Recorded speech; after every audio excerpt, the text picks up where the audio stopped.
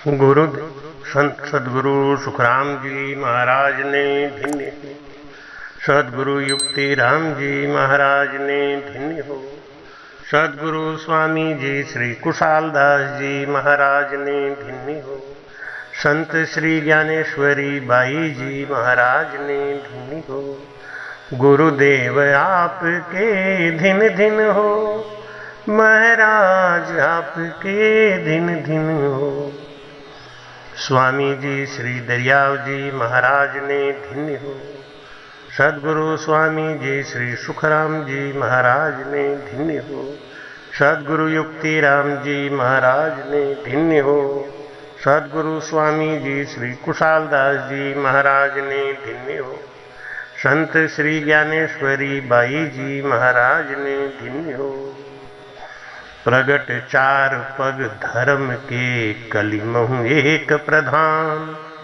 N केन विधि दीने दान करे कल्याण।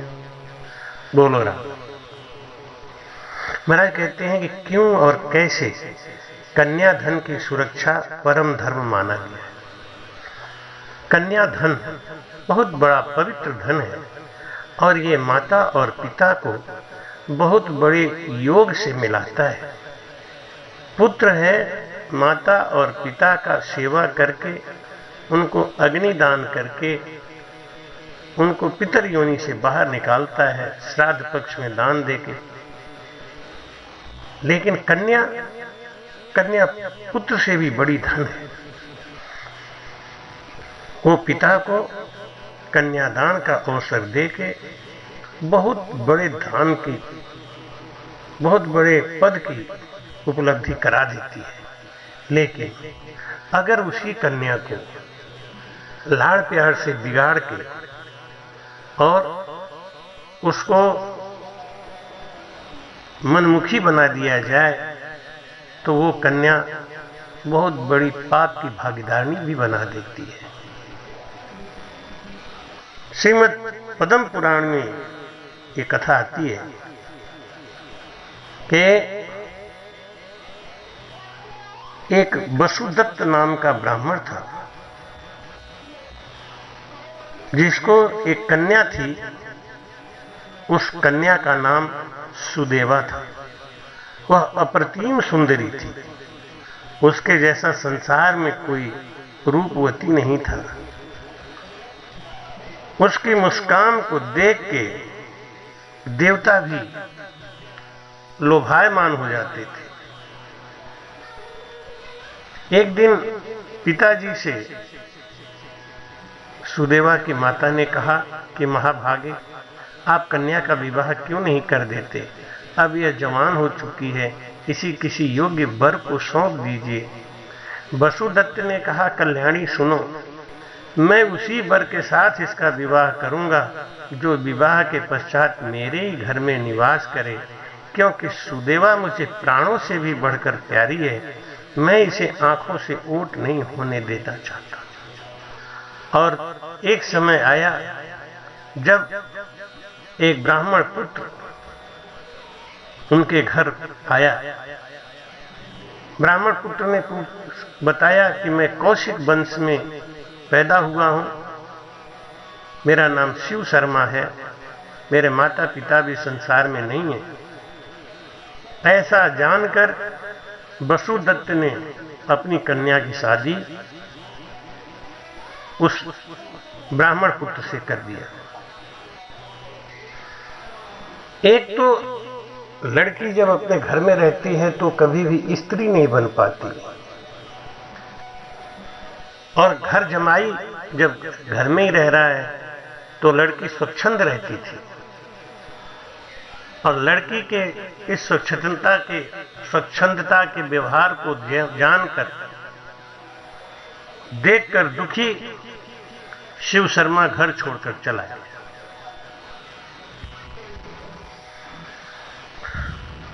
सुदेवा की माता ने कहा कि नाथ, आज आपको दुखी देख के मेरे मन में एक विचार आया कि शुरू से अगर आपने अपने कन्याधन को संभाला होता तो आज आपका धर्म सुरक्षित होता। हमारी कन्या आपके प्यार के कारण बिगड़ गई। ब्राह्मणी ने एक उपदेश किया, वो आप भी ध्यान से सुने कि संतान जब तक 5 वर्ष की ना हो जाए तभी तक उसका लाड़ प्यार करना चाहिए। उसके बाद सदा संतान की शिक्षा की ओर ध्यान देते हुए उसका पालन पोषण करना उचित है। नहलाना, धुलाना, उत्तम वस्त्र पहनाना, अच्छे खान पान का प्रबंध करना, ये सब बातें संतान की पुष्टि के लिए जरूरी हैं, करना चाहिए। साथ ही पुत्रों को उत्तम गुण और विद्या की ओर लगाना भी चाहिए। पिता का कर्तव्य है कि वह संतान को सद्गुणों की शिक्षा देने के लिए सदा कठोर बना रहे, केवल पालन पोषण के लिए उसके प्रति मोह ममता रखे। पुत्र के सामने कदापि उसके गुणों का वर्णन ना करे, उसे राह पर लाने के लिए बड़ी फटकार सुनाए तथा इस प्रकार उसे सीधे रास्ते पर लाए, ऐसे रास्ते पर लाए जिससे वह विद्या और गुणों में निपुण हो जाए। जब माता अपनी कन्या को, सास अपनी पुत्र वधू को, गुरु अपने शिष्यों को ताड़ना देता है तभी वे सीधे रहते हैं। इसी प्रकार पति अपनी पत्नी को और राजा अपने मंत्री को दोषों के लिए कड़ी फटकार सुनाता है तभी वो ठीक रहता है। शिक्षा बुद्धि से ताड़न और पालन करने पर संतान सद्गुणों द्वारा प्रसिद्ध लाभ कमाती है। इसलिए ये ध्यान रखना चाहिए माता पिता को कि पुत्र की रक्षा भी करे लेकिन उसे ताड़ना भी दे। शिक्षा बुद्धि से ताड़न और पालन करें। महाराज कहते हैं कि प्रेम अच्छी बात है, लेकिन प्रेम में अगर बेटा और बेटी बिगड़ रहे हैं तो उनका ध्यान रखना चाहिए। जब ब्राह्मण को यह बात उनकी पत्नी ने सुनाई और कहा कि आपने अपने लड़की के स्वच्छंद और निरंकुश व्यवहार को जानते हुए भी उसको बस में करने का प्रयास नहीं किया, उसकी सुरक्षा नहीं करी। पुत्री अपने पिता के घर में रहकर जो भी पाप करती है उसका फल माता पिता को भोगना पड़ता है। इसलिए समर्थ पुत्री को अपने घर में नहीं रखना चाहिए। जिससे उसका ब्याह किया गया है उसी के घर में उसका पालन पोषण होना चाहिए। वहां रहकर वह भक्ति पूर्वक जो उत्तम गुण सीखती है, पति की सेवा करती है, उससे कुल की कीर्ति बढ़ती है और पिता भी सुखपूर्वक जीवन व्यतीत करता है। ससुराल में रहकर यदि वह पाप करती है तो उसका फल पति को भोगना पड़ता है। वहां सदाचार पूर्वक रहने से वह सदा पुत्र पौत्रों के साथ वृद्धि को प्राप्त होती है। हे प्राणनाथ, पुत्री के उत्तम गुणों से पिता की कीर्ति बढ़ती है, इसलिए दामाद के साथ भी कन्या को अपने घर नहीं रखना चाहिए। इस विषय में एक पौराणिक कथा आती है, वो यहां पे कहने का प्रयास करूंगा। कन्या को घर में रखे तो कन्या के ऊपर नियंत्रण जरूर रखे। कहां जाती है, क्या करती है, वो सद्गुण धारण कर रही है या अवगुण धारण कर रही है। पिता के घर में रह के अगर पुत्री अवगुणों में डूब जा रही है तो इसका पाप पिता को लगता है।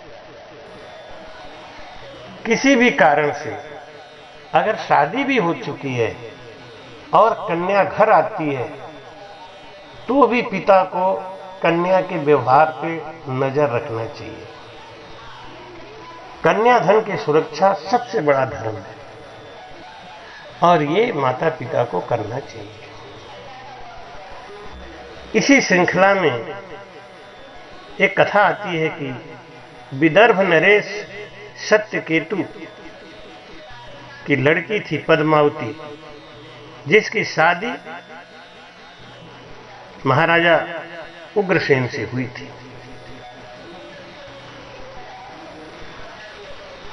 ऐसी सुंदर पत्नी को पाकर महाराजा उग्रसेन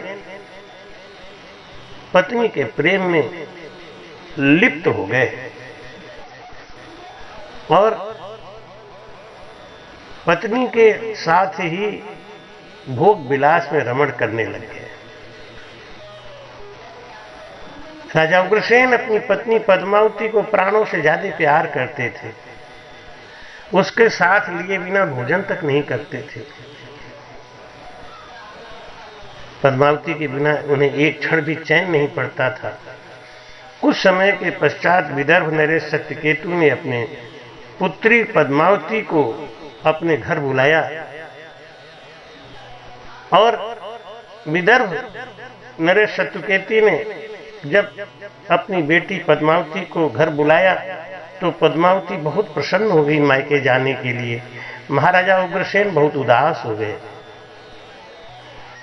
मायके जाना चाहिए लेकिन थोड़े समय के लिए। पति का संरक्षण, पति का ध्यान, यही स्त्री की शोभा है। पद्मावती अपने मायके आके फिर स्वच्छंद हो गई, वो बालिका बन गई।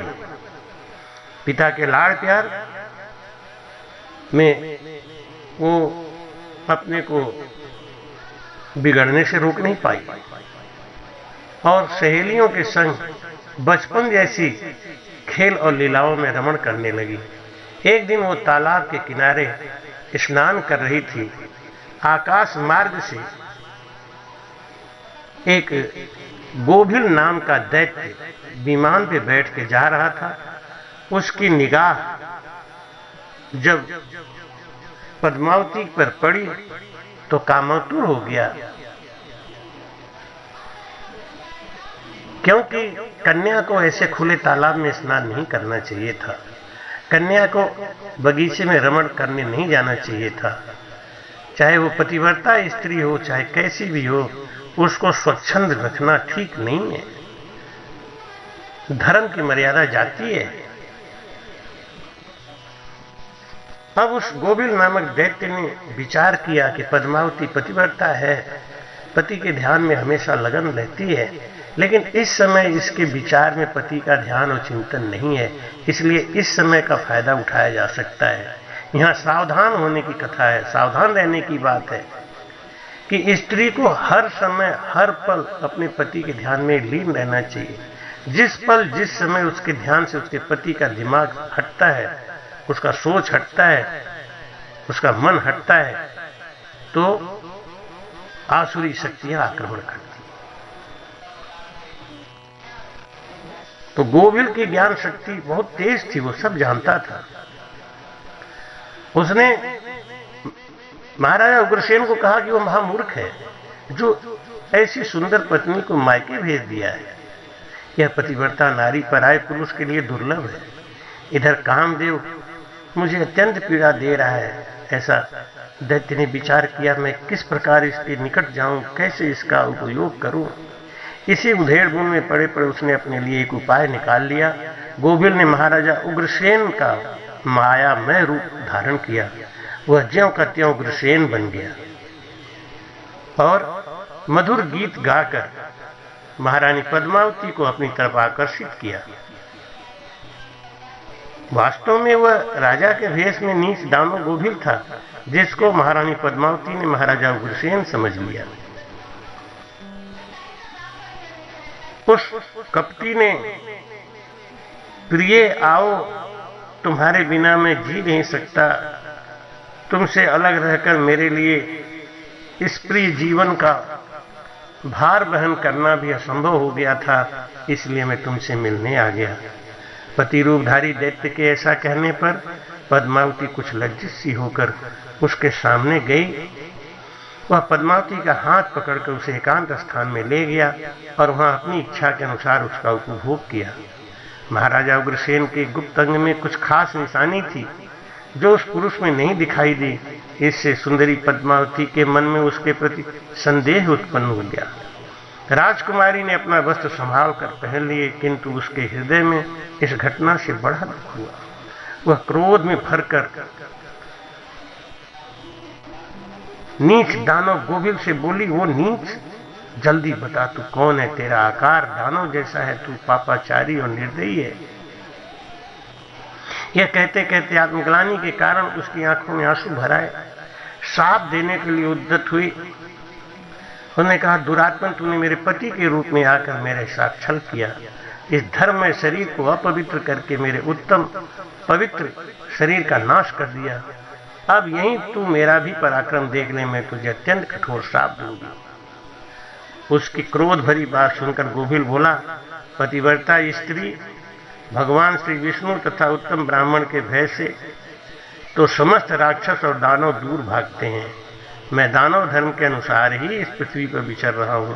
पहले मेरे दोष का विचार करो, किस अपराध पर तुम मुझे श्राप देने के लिए तैयार हो। पद्मावती बोली, पापी, मैं साध्वी और पतिव्रता हूँ।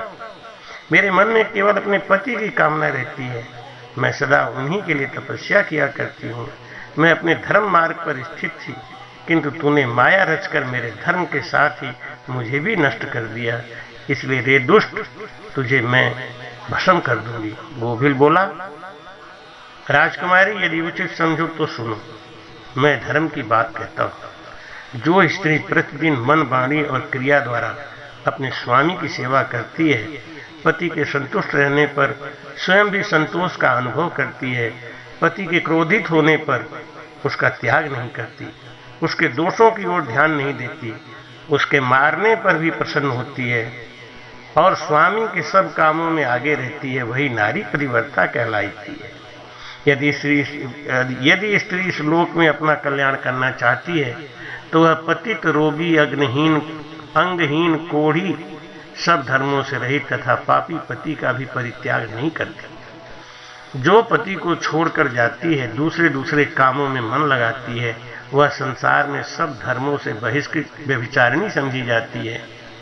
जो पति की अनुपस्थिति में लोलुपता बस ग्राम्य भोग श्रृंगार का सेवन करती है, उसे मनुष्य उल्टा कहते हैं। मुझे वेद और शास्त्रों द्वारा अनुमोदित धर्म का ज्ञान है। गोभिल पद्मावती को शिक्षा देने लगा कि गृहस्थ धर्म का परित्याग करके पति की सेवा छोड़कर यहाँ क्यों आई हो? इतने पर भी अपने ही मुंह से कहती हो, मैं पतिव्रता हूं। आई थी तो पिता के घर में रहना चाहिए। पिता के घर या पति के घर के अलावा पतिव्रता स्त्री का दूसरा कोई स्थान नहीं। एक स्त्री या तो पिता के घर में सुरक्षित है या अपने पति के घर में सुरक्षित है, और जो स्त्री पिता के घर को छोड़ दी, पति के घर को छोड़ दी, वह उल्टा कहलाती है। तुम डर भय छोड़कर पर्वत और वन में मतवाली होकर घूमती फिर रही हो, इसलिए पापिनी हो। मैंने ये महान दंड देकर तुमको सीधी राह पर लगाया है। अब कभी तुमसे ऐसी घृणा नहीं होगी। एक पतिव्रता स्त्री को स्वच्छंद होकर घूमना नहीं चाहिए। यह श्रृंगार, ये आभूषण, ये मनमोहर भेष क्यों धारण करना? कहां है तुम्हारा पतिव्रता? दिखाओ तो मेरे सामने। व्यभिचारिणी स्त्रियों के समान बर्ताव करने वाली नारी, तुम इस समय अपने पति से 400 कोस दूर हो। कहां है तुमने पति की देवता मानने का भाव? दुष्ट कहीं की, तुम्हें लाज नहीं आती? अपने बर्ताव पर घृणा नहीं होती? तुम क्या मेरे सामने बोलती हो? कहां है तुम्हारी तपस्या का प्रभाव? कहां है तुम्हारा तेज और बल? आज ही मुझे अपना बल और वीर का पराक्रम दिखाओ। पद्मावती बोली, वो नीच असुर, सुन, पिता ने स्नेहवश मुझे पति के घर से बुलाया है। इसमें कहां पाप है? मैं काम, लोभ, मोह तथा डाह के बस पति को छोड़कर नहीं आई। मैं यहां भी पति का चिंतन करती रहती हूं। तुमने छल से मेरे पति का रूप धारण करके मुझे धोखा दिया। राक्षस बोला, मेरी युक्ति की बात सुनो। अंधे मनुष्यों को कुछ दिखाई नहीं देता। तुम धर्म रूपी नेत्र से हीन हो, फिर कैसे मुझे यहाँ पहचान पाती? जिस समय तुम्हारे मन में पिता के घर आने का भाव उदय हुआ, उसी समय से तुम पति की भावना छोड़कर उनके ध्यान से मुक्त हो गई। इसलिए पति के ध्यान का तुम्हें दोष लगा है। पत्नी या स्त्री अपने घर में हो या ससुराल में, उसे हर समय अपने पति का ही चिंतन करना चाहिए।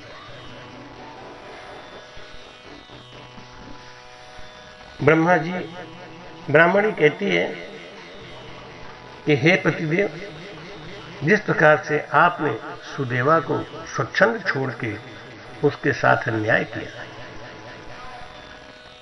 यहां भी पद्मावती को उसके पिता ने स्वच्छंद छोड़ दिया।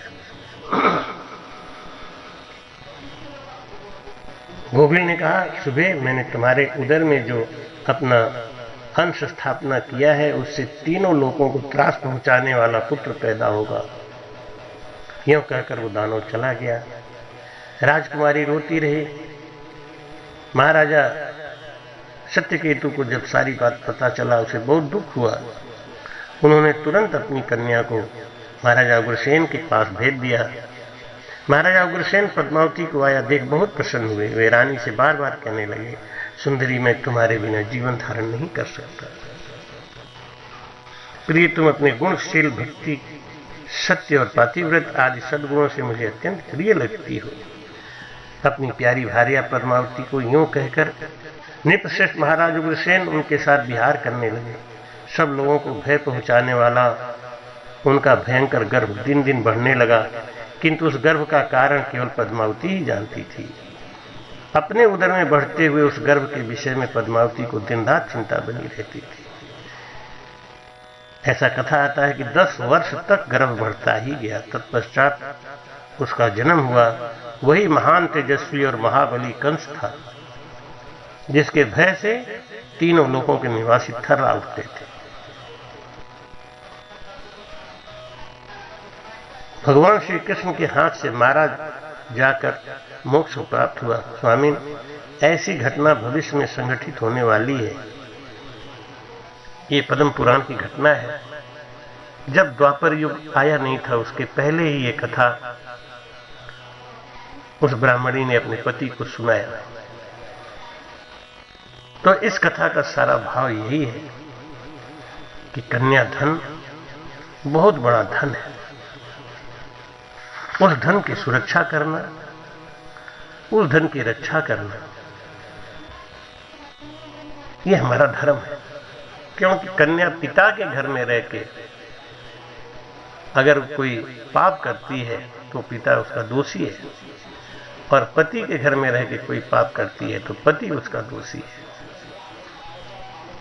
कन्या को संरक्षण चाहिए, और वो संरक्षण बचपन से लेके बुढ़ापे तक। बचपन में माँ बाप की, जवानी में पति की, और बुढ़ापे में पुत्रों के संरक्षण में ही एक कन्या का जीवन सुरक्षित है, और वो धन सुरक्षित है।